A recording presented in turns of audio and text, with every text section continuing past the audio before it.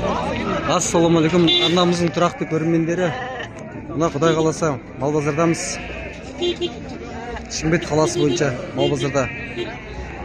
Бүгін адам көп болып тұр. Алушы да көп, сатушы да көп. Қазір біз қой базардамыз. Қой да көп. Сауда деген күн ыстықта деген сауда қызып жатыр. Қойлар бар, әртүрлі қойлар. 100 мыңға бері қой. Ар жағында қошқар 130 мың. Сол сияқты. Мына қозылар бар 60 мыңнан.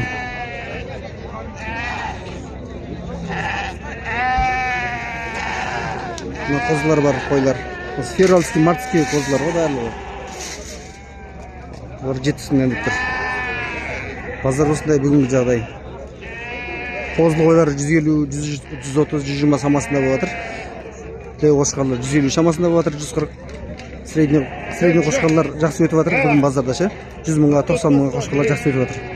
Сразу өтіп кетеді. Келіңіздер, базарды көріңіздер.